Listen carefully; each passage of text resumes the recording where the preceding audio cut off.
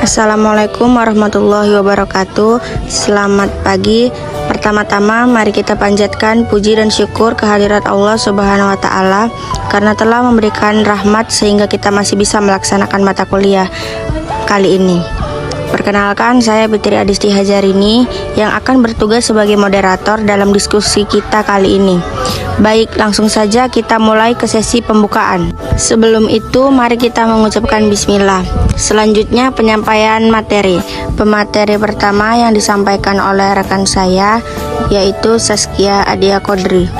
Terima kasih kepada moderator yang telah mempersilahkan saya. Selanjutnya kita masuk kepada materi yang pertama yaitu psikoanalisa. Psikoanalisa adalah cabang ilmu yang dikembangkan oleh Sigmund Freud dan para pengikutnya sebagai studi fungsi dan perilaku psikologis manusia. Pada mulanya, istilah psikoanalisis hanya dipergunakan dalam hubungan dengan Freud saja, sehingga psikoanalisis dan psikoanalisis Freud sama artinya. Bila beberapa pengikut Freud di kemudian hari menyimpang dari ajarannya dan menempuh jalan sendiri-sendiri, mereka juga meninggalkan istilah psikoanalisis dan memilih suatu nama baru untuk menunjukkan ajaran mereka. Teknik-teknik dasar. Ada asosiasi bebas. Asosiasi bebas adalah aturan mendasar konselor. Konselor memerintahkan konseli untuk menjernihkan pikirannya dari pemikiran sehari-hari dan sebanyak mungkin untuk mengatakan apa yang muncul dalam kesadarannya. Konseli mengemukakan segala sesuatu melalui perasaan atau pemikiran dengan melaporkan secepatnya tanpa sensor.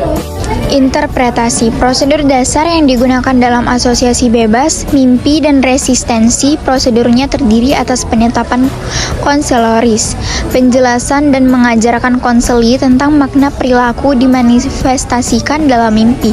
Asosiasi bebas, resistensi, dan hubungan terapeutik itu sendiri. Fungsi interpretasi adalah membiarkan ego untuk mencerna materi baru dan mempercepat proses menyadarkan hal-hal yang tersembunyi.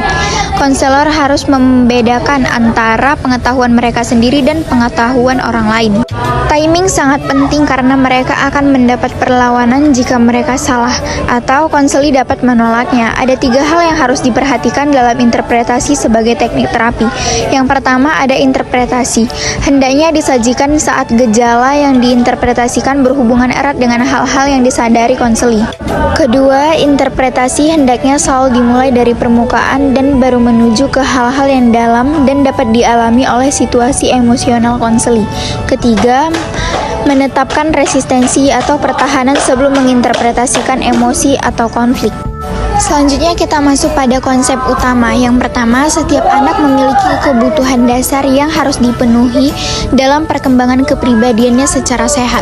Kebutuhan ini memerlukan kasih sayang, rasa aman, rasa memiliki, dan perasaan sukses.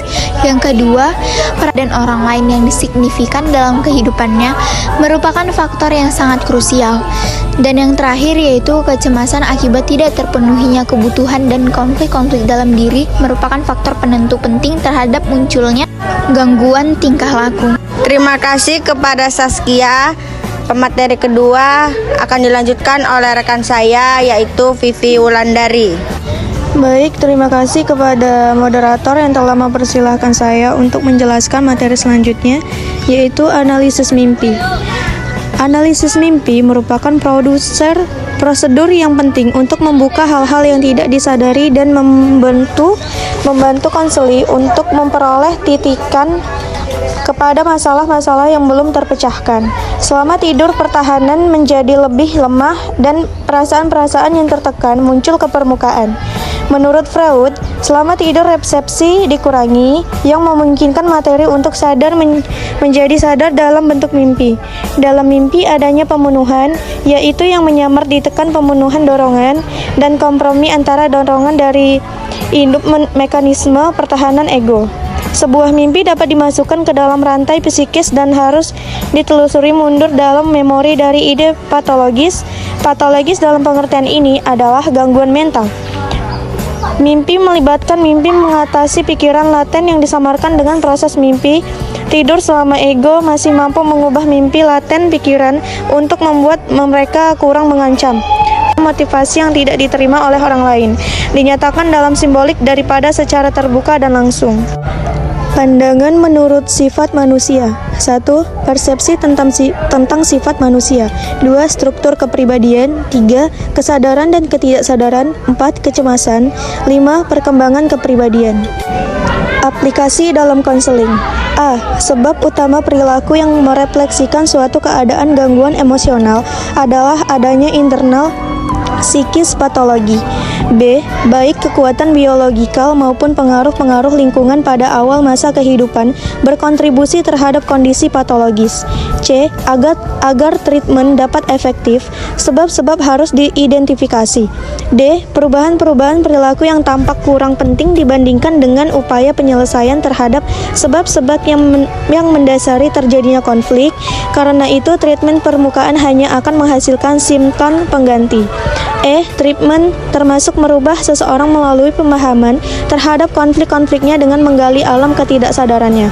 F. Treatment melalui psikoanalisa dapat membantu mengatasi kondisi patologis tertentu, tetapi memerlukan proses yang panjang dan rumit. Behaviorisme. Behaviorisme merupakan aliran psikologi yang dicetuskan di Amerika Serikat dan dipelopori oleh John B. Watson pada tahun 1878 sampai 1958. Watson menentang pendapat yang umum berlaku di saat itu bahwa dalam eksperimen psikologi diperlukan sebagai makhluk reflektif yang memberikan responnya terhadap lingkungannya serta pengalaman lampau dan pemeliharaan akan membentuk perilaku mereka. Terima kasih kepada Vivi. Pemateri ketiga akan dilanjutkan oleh rekan saya yaitu Mutiara Syafira. Baik, terima kasih kepada moderator. Selanjutnya, teori behaviorisme hanya menganalisis perilaku yang tampak pada diri seseorang yang dapat diukur, dilukiskan, dan diramalkan. Behaviorisme memandang pula bahwa ketika dilahirkan, pada dasarnya manusia tidak membawa bakat apa-apa. Manusia akan berkembang berdasarkan stimulus yang diterima dari lingkungan sekitar. Lingkungan yang buruk akan menghasilkan manusia yang buruk. Lingkungan yang baik akan menghasilkan manusia yang baik. Kaum behaviorisme memusatkan dirinya pada pendekatan ilmiah yang benar-benar objektif. Kaum behavioris mencoret dari kamus ilmiah mereka tentang semua peristilahan yang bersifat subjektif, seperti sensasi, persepsi, hasrat, tujuan, bahkan termasuk berpikir dan emosi secara subjektif. Adapun prinsipnya yang pertama, menekankan respon terkondisi sebagai elemen dan pembangunan perilaku. Kondisi adalah lingkungan eksternal yang hadir di kehidupan. Perilaku muncul sebagai respon dari kondisi yang melindungi manusia dan hewan. Yang kedua, perilaku adalah dipelajari sebagai konsekuensi dari pengaruh lingkungan. Maka sesungguhnya perilaku terbentuk karena dipelajari. Lingkungan terdiri dari pengalaman baik, masa lalu yang baru saja, materi fisik dan sosial. Lingkungan yang akan memberikan contoh dari semua itu. Yang ketiga, memusatkan pada perilaku hewan. Manusia dan hewan sama. Jadi mempelajari perilaku hewan dapat digunakan untuk menjelaskan perilaku manusia. Konsep utamanya itu yang pertama, dalam pandangan tentang hakikat manusia, teori behavioral menganggap bahwa pada dasarnya manusia bersifat mekanistik dan hidup dalam alam yang deterministik, dengan sedikit peran aktifnya untuk memilih martabatnya. Perilaku manusia adalah hasil respon terhadap lingkungan dengan kontrol yang terbatas dan melalui interaksi ini kemudian berkembang pola-pola perilaku yang kemudian membentuk kepribadian. Dalam konsep behavioral, perilaku manusia merupakan hasil dari proses belajar, hingga dapat diubah dengan memanipulasi kondisi belajar. Dengan demikian, teori konseling behavioral hakikatnya merupakan aplikasi prinsip dan teknik belajar secara sistematis dalam usaha menyembuhkan gangguan tingkah laku.